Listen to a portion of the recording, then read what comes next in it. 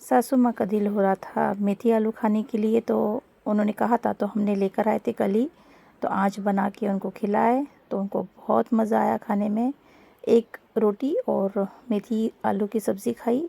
उसके बाद में हमें निकलना था एमआरआई करने के लिए, और उससे पहले उनको जल्दी नाश्ता करना था क्योंकि 3 से 4 घंटे का फास्टिंग ज़रूरी है। और फिर हमको 1 बजे का अपॉइंटमेंट था जो हमें जाना है।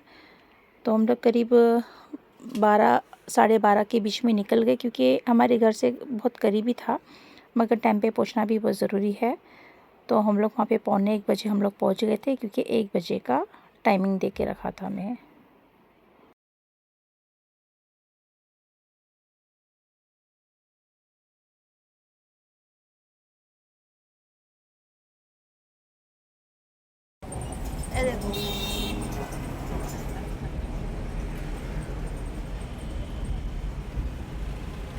कभी से निकले थे हम लोग और अभी एमआरआई कर ली है और अभी हम जा रहे हैं। काफ़ी वक्त लग गया। अभी घर जाते हैं और फिर देखते हैं क्या है। जितना जितना अपन लेट करेंगे ना उतना लेट होगा। ऐसा है।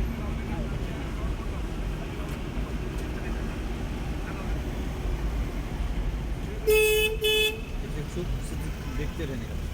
बच्चे की माँ हो गई, शादी कर दी, फिर ससुर ने मेरे को करनी नहीं आता है। क्या लगा? तो अब अचानक लड़कों को रात को फिर प्राइवेट दवा खाने जाने थोड़ा लगता है। अभी क्या करने का अपने को, अभी अपने को जब ठीक होने का है ना, मतलब थोड़ा तकलीफ कम हो जाए तो अपने को थोड़ा सा हिम्मत बढ़ाने का।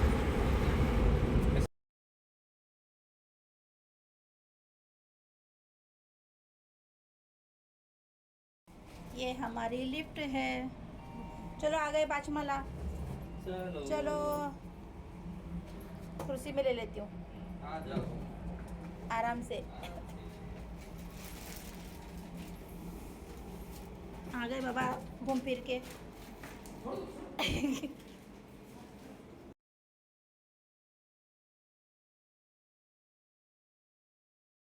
अस्सलाम वालेकुम।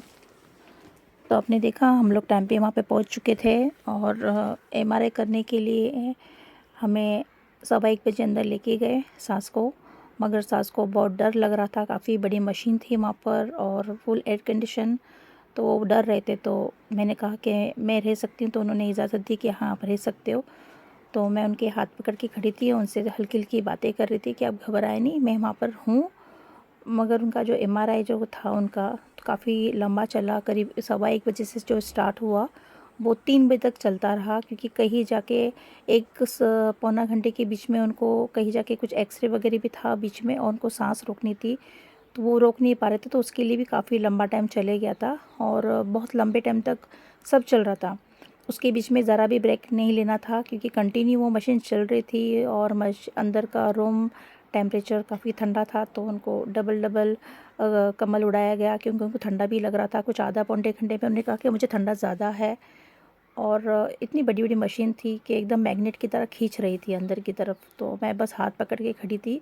और ऐसे अंदर अलाउड नहीं होता है कि हम लोग कुछ मेटल वगैरह की चीज़ें पहन के जाए, मोबाइल वगैरह थे अलाउड नहीं है। और वो मशीन की काफ़ी आवाज़ भी होती थी, जो काफ़ी आवाज़ आ रही थी।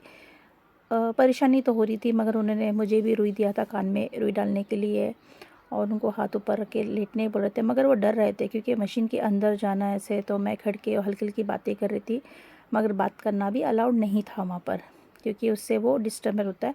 जैसे वो जो कर रहे थे तो उनके लिए रिपोर्ट क्लियर भी आना बहुत ज़रूरी है, तो उसके लिए काफ़ी वक्त लग गया। तो मैं उनको दिलासा दे रही थी कि आप डरो नहीं, मैं आपके साथ में हूँ, बस अभी 10 मिनट है, बस 15 मिनट है, बस ऐसा बोल बोल के टाइम निकाल रही थी। और वो रहते बस अभी हो गया, बस अभी हो गया। तो उनकी ज़िंदगी में भी ये पहली बार ही था जो इस तरह से हो रहा था। तो आपने तो सुनी ही वो कैसे बात कर रहे थे, तो इसलिए बोलते हैं ना, तसल्ली देना और सब्र कराना तो अपना ही काम है होता है। तो कोशिश तो की, अल्लाह बस उनकी रिपोर्ट अच्छी से आ जाए और उनको शिफा मिले। हम तो यही सब दुआ करते हैं कि उनकी अच्छी सेहत रहे। काफ़ी लंबे टाइम से वो उनके वो जो तकलीफ़ थी चल रही थी, और उसके अलावा भी देखते भी क्या है। तो एमआरआई का जब रिपोर्ट आएगा तब पता चलेगा, देखेंगे, वो तो रिपोर्ट होगा। मगर अल्लाह ना करे ऐसा वक्त किसी पे भी आए और उनको ऐसे रख के एमआरआई वगैरह करना पड़े, टेस्ट करवाना पड़े। हेल्थ है, चलो वो तो ज़िंदगी में कुछ ना कुछ होता रहता है, मगर फिर भी अल्लाह ना करे ऐसे वक्त कभी भी किसी के ऊपर भी आए। तो खुश रहे, हेल्दी रहे। अल्लाह हाफिज़।